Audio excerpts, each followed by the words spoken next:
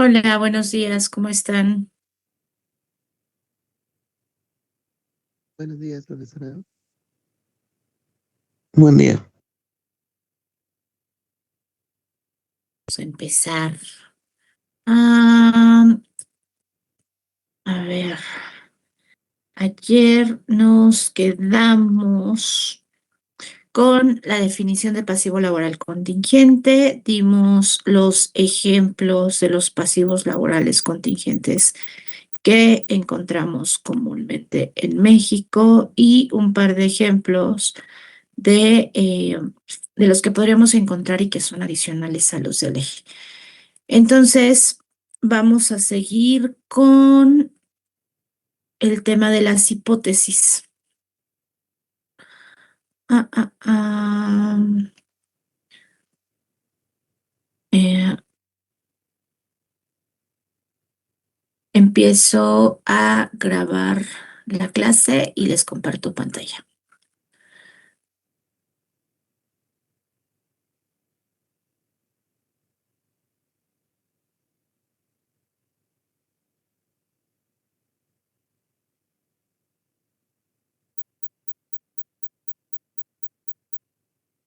Listo.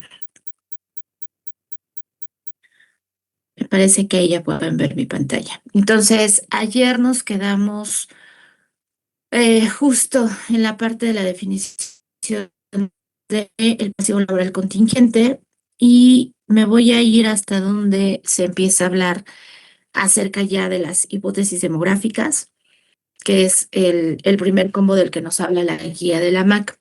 Entonces, en los tipos de hipótesis demográficas nos dice que estas hipótesis para evaluar las obligaciones de beneficios contingentes puede incluir, y nos dice, pero no necesariamente están limitadas a las siguientes, es decir, si dentro del análisis que se haga para poder valorar cuál es la obligación asumida por los posibles pagos trabajadores, detectamos que es necesario hacer la estimación de de algún otro decremento, entonces lo podemos incluir. La mayoría de las veces basta con estos decrementos para poder hacer la evaluación completa. Entonces, nos menciona jubilación, rotación, mortalidad, invalidez y otras hipótesis. Eh, la hipótesis de jubilación, sí hay tablas de jubilación en donde se calcula la probabilidad de que la persona efectivamente se jubile, sobre todo para aquellas empresas en donde se le da la oportunidad al trabajador de poder anticipar su jubilación, que sería el SIMI a cesantía en edad avanzada. En seguridad social se le llama cesantía en edad avanzada, en los planes privados de pensiones es la jubilación anticipada. Entonces, cuando se da oportunidad de que los trabajadores tomen la jubilación anticipada, pues también hay que valorizar qué tan probable es que quienes lleguen a cumplir esos requisitos de jubilación anticipada efectivamente tomen el beneficio de llegar a la edad normal. Por eso es que existe incremento. Luego el de rotación ya vimos que incluye separación voluntaria, los dos tipos de despido justificado. La parte de mortalidad e invalidez sabemos, pues estas las utilizamos muy con que sea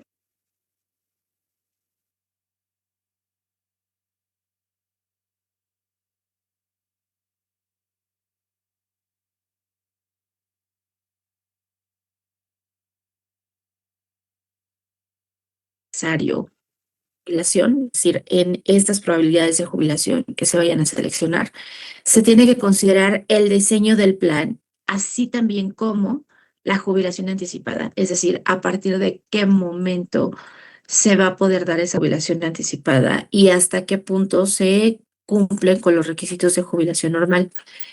Si es que existe alguna reducción del beneficio por tomar de manera anticipada, la forma de pago y algún otro que pueda ser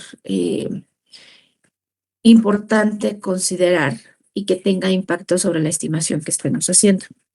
En la forma de pago, se tiene que ver si la forma de pago que está considerada por default en el plan es alguna pensión vitalicia, si es garantizada, si es mancomunada, si se trata de una composición familiar, si son pagos únicos, por ejemplo.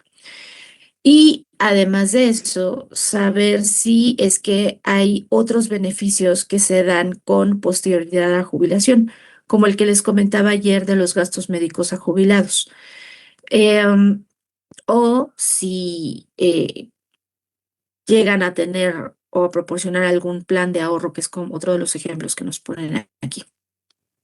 Todo aquello que se dé después de la jubilación y que se trate de un beneficio contingente, entonces también hay que considerarlo en esta parte.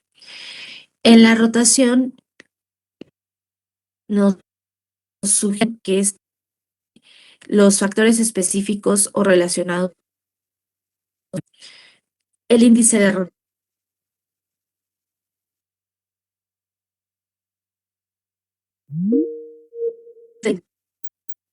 podamos identificar a todos los trabajadores que rotan de ella, sea por separación voluntaria o sea por despido. Y una vez que se tiene cuántas salidas se dan por rotación, que se pueda identificar de esas salidas por rotación, qué porcentaje representan los despidos de esas rotaciones totales. Porque cuando utilizamos las tablas de probabilidades, no es que exista una tabla de probabilidad de separación voluntaria y una tabla de probabilidad de despido, sino existe una tabla de rotación. Y esa tabla de rotación nos va a ayudar a estimar las salidas tanto por separación voluntaria como por despido, pero necesitamos considerar lo necesario para poder separar esos dos efectos. Porque acuérdense que si estamos hablando de la evaluación de pasivos laborales contingentes, en el caso de que se dé un pago por indemnización por despido, se da en caso de haber un despido. Entonces, si nosotros identificamos el nivel de rotación que se tiene, pero también podemos hacer la separación y decir de ese nivel de rotación, cuánto pertenece a despido y cuánto pertenece a separación voluntaria, lo necesitamos considerar para poderlo incluir en nuestros cálculos. A eso se refiere este factor de despido.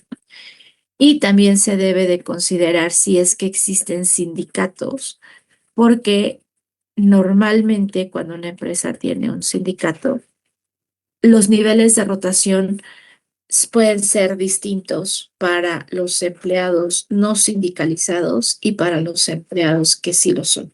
Entonces, probablemente, y dependiendo de qué es lo que diga el análisis de la información histórica, puede ser que se vean en la necesidad de hacer esta separación y aplicar niveles de rotación y factores de despido distintos para ambos grupos de empleados.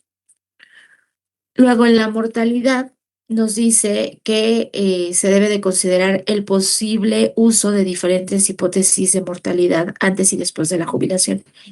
Es decir, que podría utilizarse una tabla de mortalidad en el periodo activo y una vez que se llega a edad de jubilación, se podría utilizar otra tabla de mortalidad distinta para el periodo cuando la persona ya está jubilada. O no necesariamente puede ser así, puede ser que también sea suficiente con utilizar la misma tabla de mortalidad en ambos periodos, tanto en activo como en jubilado. También necesitan ver la posibilidad y el punto hasta el que se pueda mejorar la mortalidad en el futuro.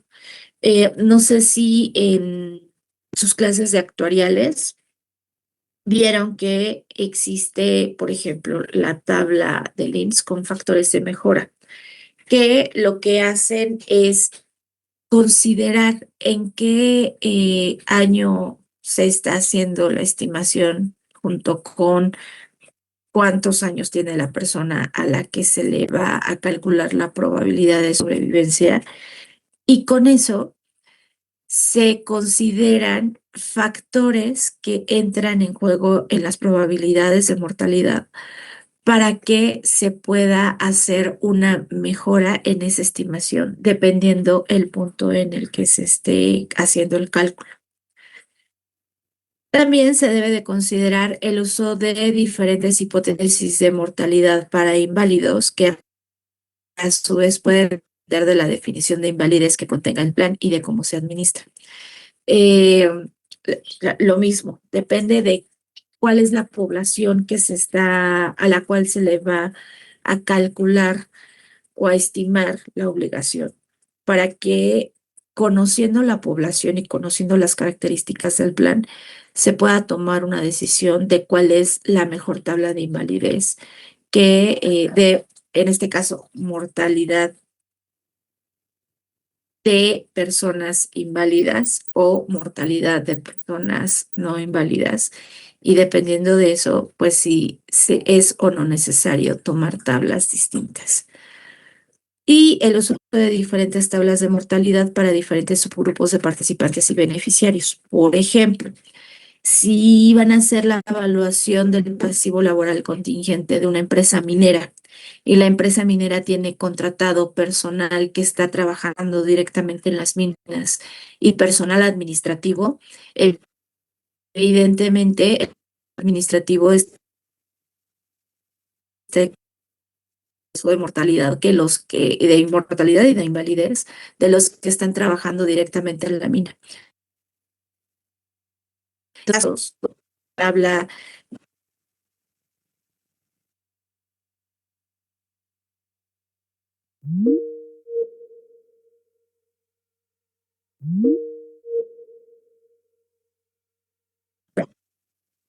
calidad de invalidez o de rotación.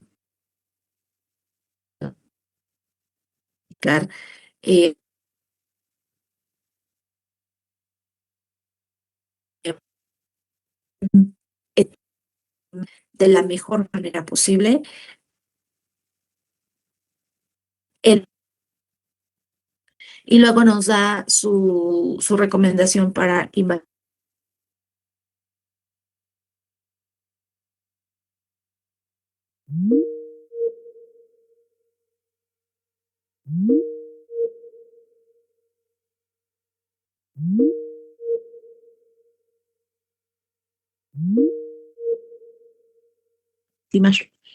Y podría haber otras hipótesis demográficas que se pueden considerar. Y ahí nos dan algunos ejemplos, como el estado civil, el tipo de proyección que se está haciendo en la población, si es a grupo abierto o grupo cerrado. Mm, tengo duda. De grupo abierto o cerrado, ¿les queda claro qué es una evaluación a grupo abierto o qué es una evaluación a grupo cerrado? ¿Lo han visto o lo vieron en actuariales? ¿O en seguridad social también pudieron haberlo visto?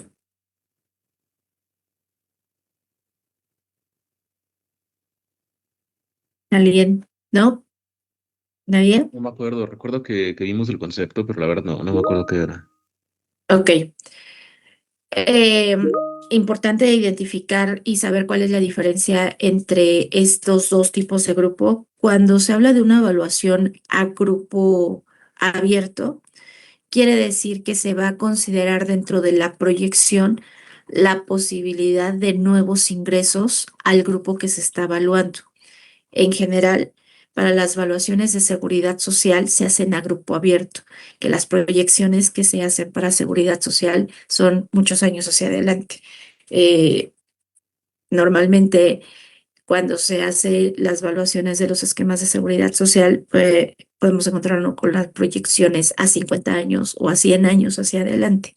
Entonces, se toma la población actual y no solamente se estima cuántas salidas se espera de ese grupo evaluado, sino también cuántos ingresos al grupo evaluado espero tener año con año.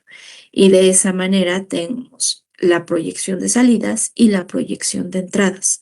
Es un grupo abierto porque estamos estimando los ingresos que se pueden tener en el futuro. Las valuaciones a grupo cerrado, que es como se hacen las valuaciones de los pasivos laborales contingentes de las empresas privadas, quiere decir que dentro de la evaluación, de la estimación de la población que se está haciendo para los años posteriores, únicamente se consideran las salidas o los decrementos. ¿Cuántas personas van a salir año con año por cada uno de los decrementos que consideramos? Pero no se estiman ingresos a nuestro grupo evaluado. Por lo tanto, para las empresas privadas, que son las evaluaciones a grupo cerrado, si se hace la proyección a 45 años, si tenemos una persona muy joven, o 50 años hacia adelante, al final, cuando hagamos la proyección de la población, el número de participantes en el grupo evaluado siempre va a ir decreciendo hasta extinguirse.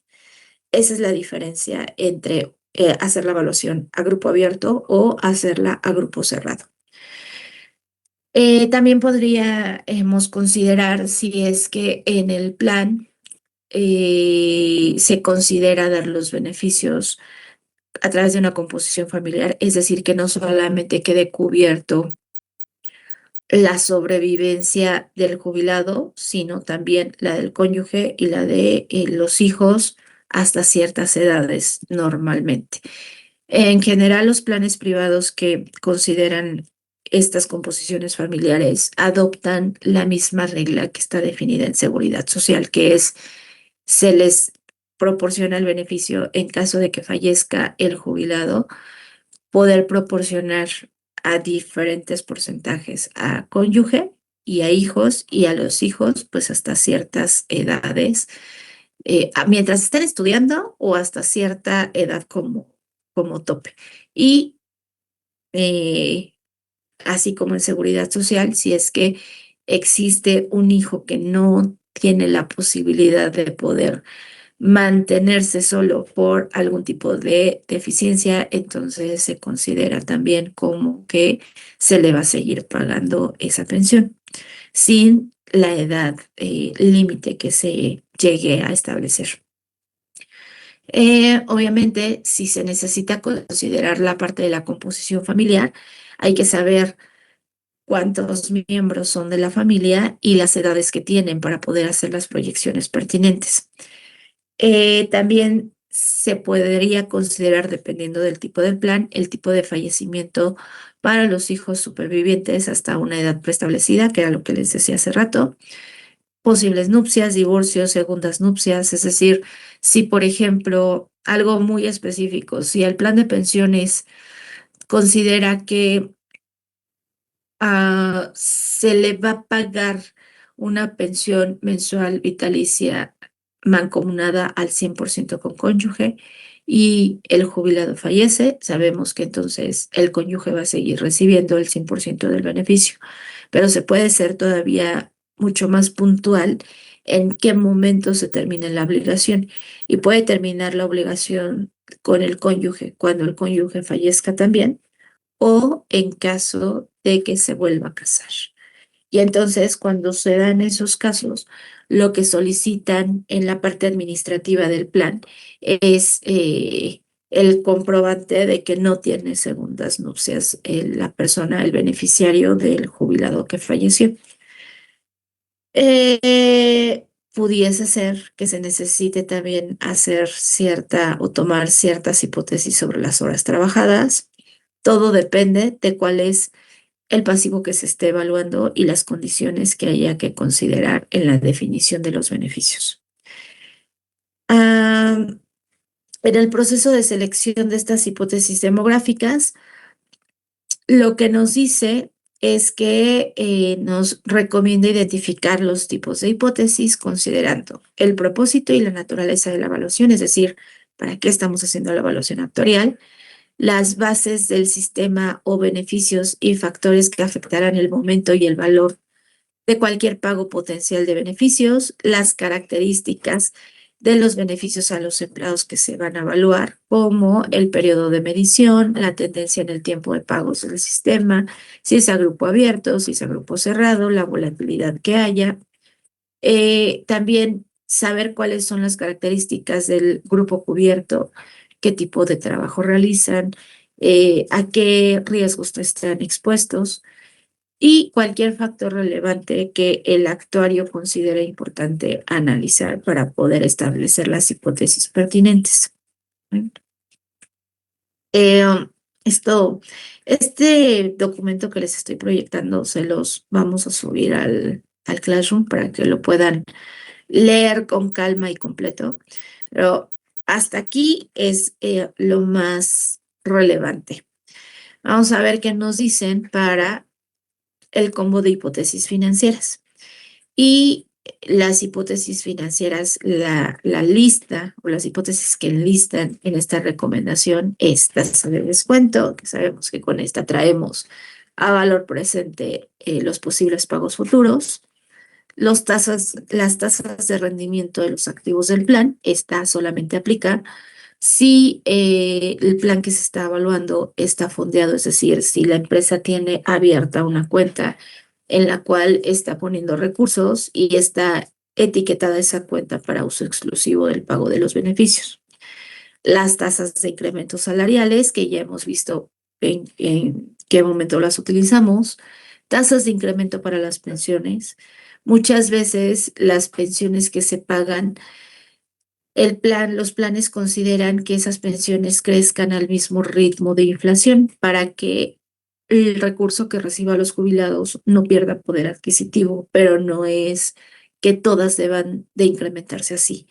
La empresa, como con todas las características, está en la libertad de decidir si quiere incrementar o no las pensiones de los jubilados y si decide incrementarlas, a qué ritmo lo va a hacer. También la tasa de incremento al salario mínimo, obviamente esta solamente va a aplicar en caso de que el plan considere pago de beneficios con referencia al salario mínimo o si estamos valuando una prima de antigüedad. Sabemos que la prima de antigüedad se paga con un salario topado que está en referencia al salario mínimo. Entonces, en la evaluación de prima de antigüedad, sí o sí, debemos de considerar esta tasa de incremento del salario mínimo. Tenemos que seleccionar una tasa de inflación si es que se proporcionan beneficios de gastos médicos. También se tendría que poner una hipótesis de inflación médica, hipótesis de costos médicos, cuánto es el costo que representa esa atención médica y cualquier otra hipótesis económica que esté o deba estar involucrada en la estimación de los pagos futuros de estos beneficios. Ahora, para la tasa de descuento, ¿qué recomiendan? La tasa de descuento de largo plazo, ayer platicamos por qué debe ser de largo plazo, se determinará utilizando como referencia los rendimientos del mercado de bonos correspondientes a la fecha de su determinación.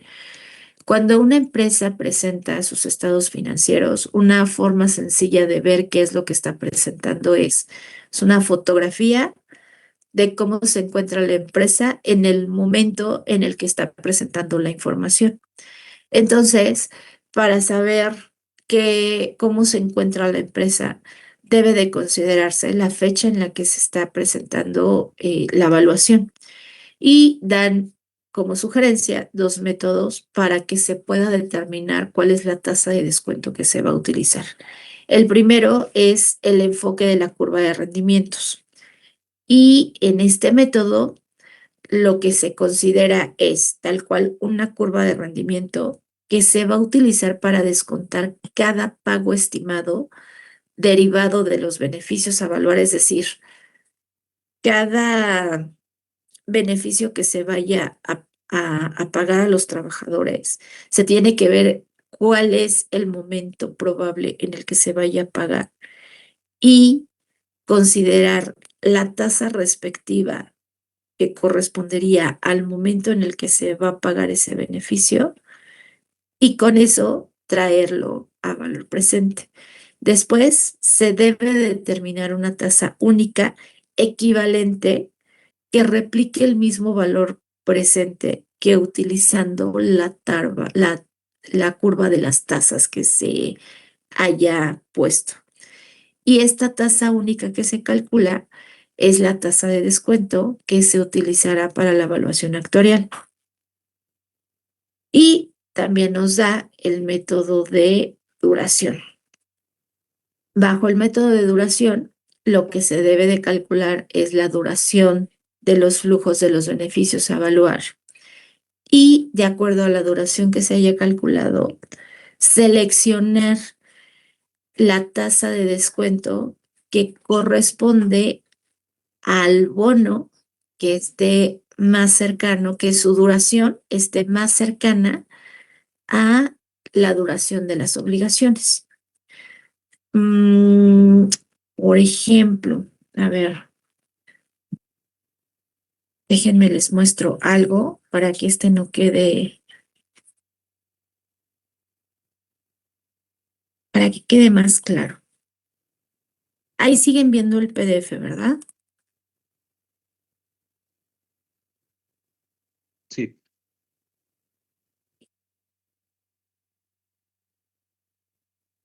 Segundo para abrir lo que les quiero mostrar.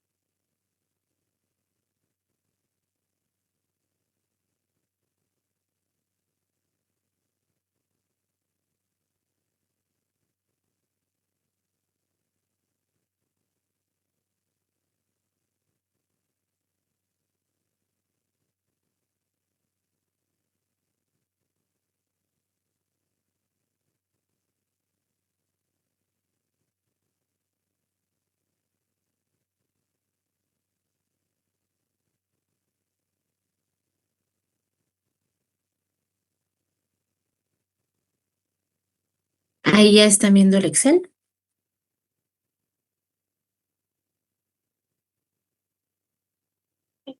Ya. ¿Sí? Ok. Sí, ahí está. Entonces, por ejemplo, aquí les estoy mostrando un ejemplo en donde se evalúan tres planes: primas de antigüedad, indemnización legal, tres beneficios, perdón, prima de antigüedad, indemnización legal y un plan de pensiones.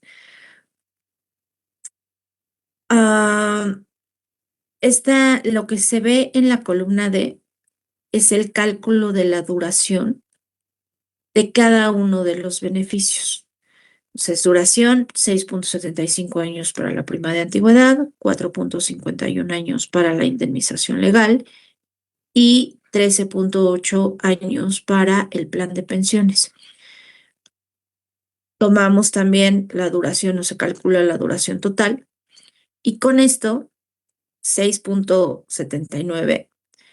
Del lado derecho,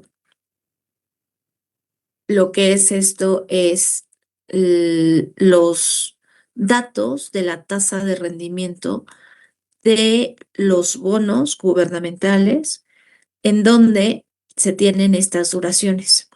Entonces, por ejemplo, este que tiene una duración de 6.79, lo que se hace es ver cuál es la que más se acerca, cuál es la duración que más se acerca a la de los beneficios que se están valuando, que es esta de 7.1. Y entonces, la tasa que están dando estos bonos con duración de 7.1 años, que es de 8.95, es la que se toma como referencia para evaluar estos beneficios. Y entonces la evaluación se haría tomando una tasa de descuento de 8.95%. Y de esta manera es como se aplica ese segundo criterio que leímos. Por ejemplo, ahí está. Esta es una muestra de los bonos gubernamentales a largo plazo. Estos están al 31 de agosto del 2025. Este solo es un ejemplo. Obviamente va a depender de a qué fecha se va a presentar la evaluación actuarial para saber cuáles son los datos que se deben de considerar. Para por ejemplo, se utilizó para hacer la evaluación de una empresa que se proporcionó la información en los primeros días de septiembre del 2025. Y entonces la última información que se tomó del mercado fue la del cierre de agosto. Y los datos de los bonos gubernamentales a largo plazo son estos. Esta serie es el número con el que podemos identificar al bono. Esta es la duración de cada uno de ellos, la tasa de rendimiento que están proporcionando cada uno de estos bonos y los años que le quedan por vencer. Entonces, lo que se hace es justo calcular la duración de los beneficios que se está evaluando. Normalmente, la mayoría de las veces, los beneficios que se evalúan para las empresas que operan en México son prima de antigüedad e indemnización legal. Y para aquellas que tienen un plan de pensiones, el plan de pensiones correspondiente. Y una vez que se tiene el cálculo total de esa duración, entonces se busca cuál es el bono que tiene la duración más cercana a la duración calculada de los beneficios y se selecciona la tasa correspondiente para aplicarla para utilizar esa tasa de descuento en nuestra evaluación actuarial. Me voy a regresar a la guía. Entonces, de eso se trata este método de duración. ¿Dudas hasta aquí? ¿No? Ok, luego nos hacen una aclaración sobre la curva de rendimientos que nos habla en el primer enfoque, que es el enfoque de la curva de rendimientos. En este enfoque, la curva de rendimientos que se va a utilizar debe de ser la curva de tasas de bonos sin cupones. Y esta curva puede estar basada en las tasas de los bonos gubernamentales o bien ser una curva de bonos corporativos de alta calidad, dependiendo de la norma contable que aplique y de los lineamientos que la entidad deba de seguir. Esto es, existe la posibilidad de utilizar eh, bonos corporativos y ahí nos dice solo si son de alta calidad.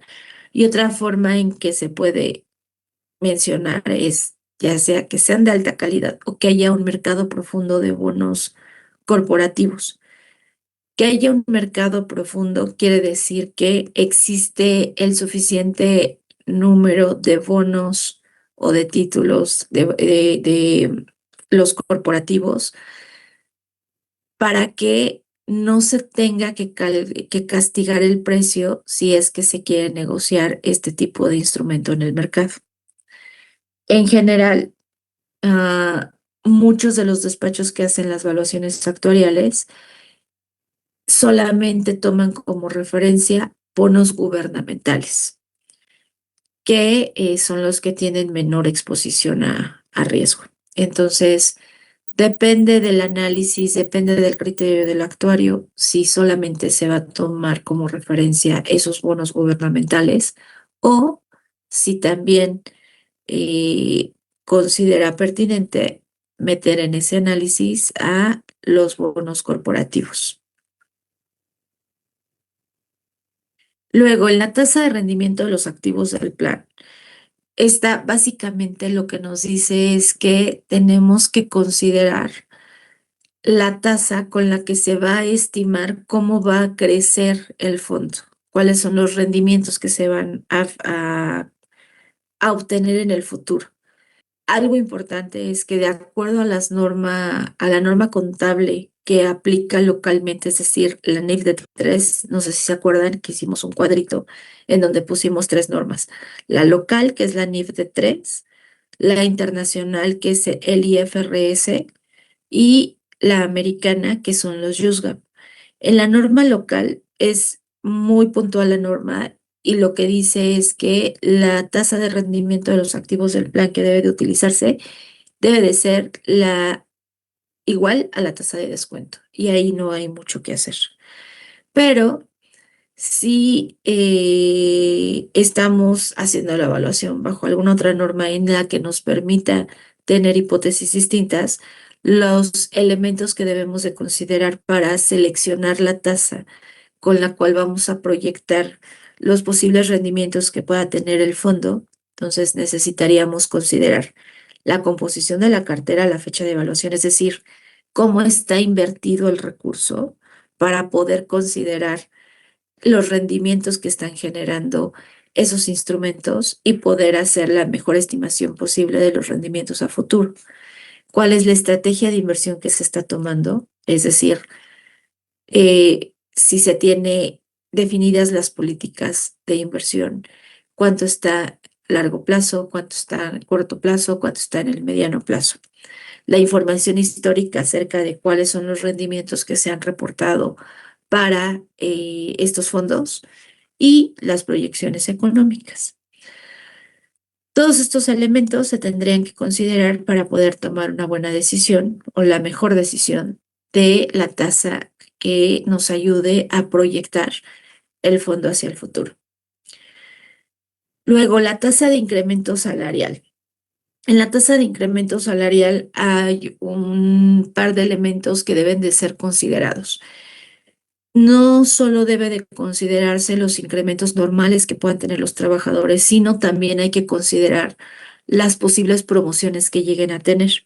En las promociones, que es cuando tienen crecimientos de sueldo considerables, es necesario meter en el análisis esto, porque al final estamos haciendo una proyección a largo plazo.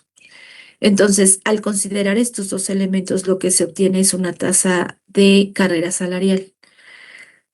Y para eso, aquí no los desglosan en más elementos que es incremento en general de los salarios, la productividad, las promociones o la carrera salarial, la práctica de la entidad, es decir, si tiene criterios específicos del cómo se dan los crecimientos salariales, si es que se tiene previsto algún cambio en estas políticas que se tengan puestas en la empresa, si hay alguna relación directa entre los niveles de sueldo por edad o por antigüedad, que es muy común encontrar que en las empresas hay una relación entre los crecimientos salariales y la antigüedad que tienen los trabajadores. Y al tomar todos estos elementos en consideración, poder determinar la tasa que mejor proyecte los crecimientos salariales hacia el futuro, considerando importante esas posibles promociones que son los saltos importantes en el crecimiento salarial. Hoy por hoy, por ejemplo, las tasas de incremento salarial que vemos en las valuaciones están alrededor del 6-7%. Depende del actuario que esté haciendo la evaluación, las tasas que encontremos. La otra hipótesis, la tasa de incremento para las pensiones, lo que les decía, algunos planes consideran crecer las pensiones con inflación, otros los crecen al mismo ritmo en que crece el sueldo de los salarios. Me ha tocado ver que esa práctica de crecimiento igual a los salarios del personal activo la he encontrado normalmente en colegios que dan planes de pensiones. O si no se considera un crecimiento en el monto que van a recibir los pensionados, entonces no es necesario poner una tasa de incremento para pensiones. La tasa de incremento al salario mínimo. Aquí solo nos ponen, este es lo que les estoy presentando, es lo que dieron como recomendaciones para el 2024. Ahí nos dice que con el fin de seleccionar esta tasa de incremento en el largo plazo, se recomienda analizar su comportamiento histórico, así como las políticas y expectativas que el gobierno federal establezca. Además de eso, yo le agregaría que en estas fechas se tiene que considerar y ver por separado el incremento al salario mínimo y el monto de el AMIR, que es el monto que se le está dando de recuperación de poder adquisitivo. Porque a partir de que entró la administración anterior, no solamente en el crecimiento al salario mínimo, no solo existe el crecimiento normal, sino existe ese efecto para darle recuperación de poder adquisitivo. Y entonces es muy diferente y ustedes ya lo recuérdenme, en la primera tarea que se les dejó ya viene lo del el comparativo de las tasas de crecimiento al salario mínimo en los últimos años, o esa pregunta no se las hicimos.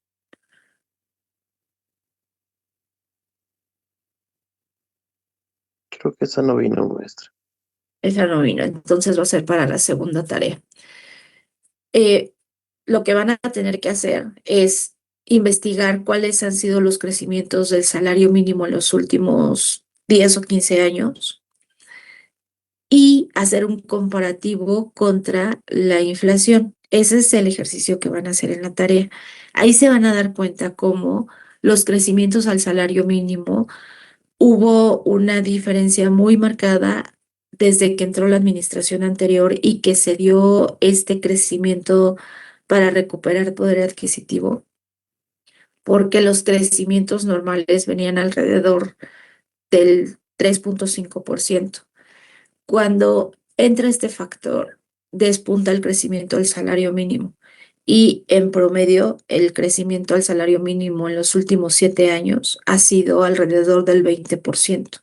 Son crecimientos muy fuertes. Obviamente, en el largo plazo sería una locura considerar una tasa de incremento del salario mínimo de 20% de aquí a 30, 35 años, que sería el largo plazo.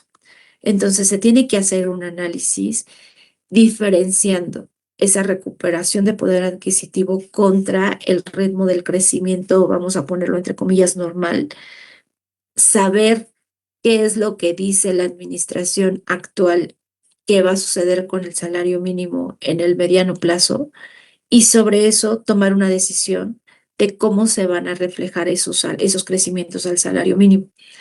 En la práctica hay, hasta ahorita he visto dos criterios o dos metodologías para aplicar estos crecimientos al salario mínimo. Hay quienes consideran crecimientos al ritmo del 20% en el mediano plazo hasta que termina la administración que está actualmente y de ahí en adelante crecimientos alrededor, eh, dependiendo del actuario, entre el 3.5 eh, hasta el 5% de crecimiento para tener esa diferenciación. Y otra manera en la que se puede hacer es considerar estos crecimientos diferenciados, hacer la proyección en el largo plazo y distribuir en una sola tasa única el crecimiento al salario mínimo. Y entonces quedan tasas alrededor del 7%, por ejemplo. Eso es lo que yo le agregaría a el análisis que se tiene que hacer para la tasa de incremento al salario mínimo. Luego nos mencionan la tasa de inflación y la inflación médica.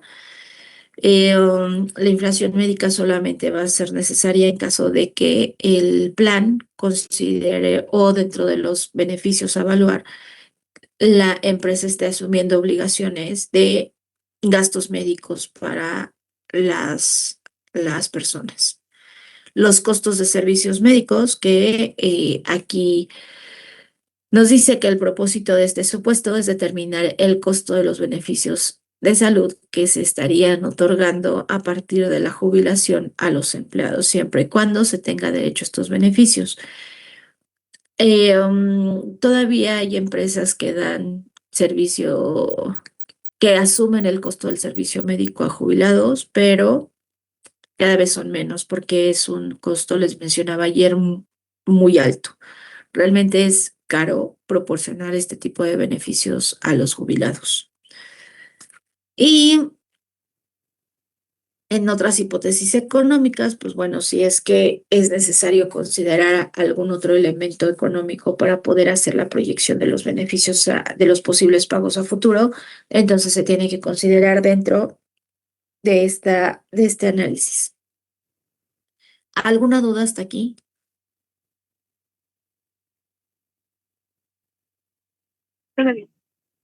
¿Todo bien? Ok.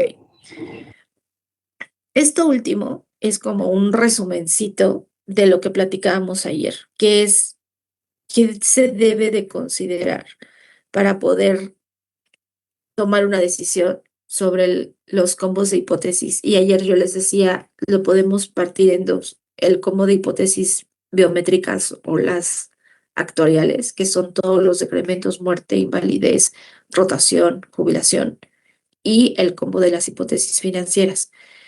Para el combo de las hipótesis financieras, debemos de saber para qué estamos realizando la evaluación, eh, la información histórica referente a esas hipótesis que vamos a establecer, qué proyecciones económicas hay hacia el futuro y cuál es el escenario económico vigente, es decir, cuál es la realidad de la economía del lugar en donde están operando las personas contratadas por la empresa para poder estar en línea y que lo que se estime a futuro realmente tenga relación con el entorno económico en el que se está desenvolviendo la empresa. Y en el combo de hipótesis biométricas, lo que hay que considerar es cuál es la experiencia de la empresa, a qué grados a qué tipo de riesgos están expuestos los trabajadores y en qué grado lo están. Si los trabajadores realizan trabajo de escritorio, si trabajan si no es trabajo de escritorio y el trabajo que realizan es, lo somete a una exposición mayor, ya sea de fallecimiento o de invalidez. Por ejemplo, los empleados que trabajan en las construcciones, los empleados que trabajan en las minas. eh, um, a ver, ¿qué otros tipo de trabajadores se les viene a la mente que puedan tener una exposición mayor a riesgo de fallecimiento o de invalidez? Diferente, por supuesto, a aquellos trabajadores que realizan un trabajo de escritorio. ¿Cómo qué otro tipo de trabajadores se les ocurriría?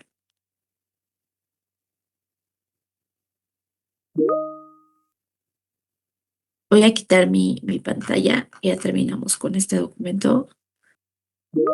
Y con esto que les estoy preguntando, terminamos la clase. Pues no sé cómo sea con los que hagan de seguridad o policías. Correcto, que me pensaron en lo mismo. También Maximiliano nos puso en el chat. Policías, los policías están sujetos a un riesgo mayor de mortalidad o de invalidez por el tipo de trabajo que realizan. Los empleados de construcción, los que lavan los vidrios de los edificios, también están sujetos a a un riesgo mayor. ¿Qué otro tipo de trabajadores? Hay otro que es muy evidente que que está sujeto a riesgos de fallecimiento y de invalidez que está expuesto a contraer también enfermedades.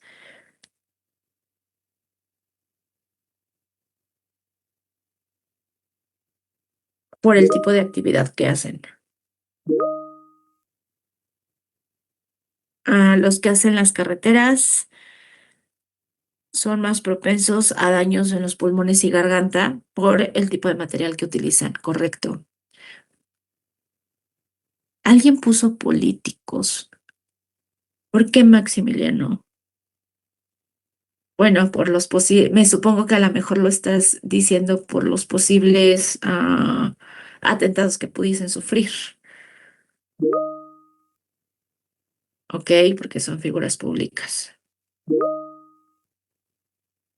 De acuerdo. ¿Qué otros? Albañiles, el tipo de trabajo que realizan. Yo les digo otro, los bomberos. Los bomberos también están expuestos a un riesgo mayor. Mortalidad, invalidez, enfermedades.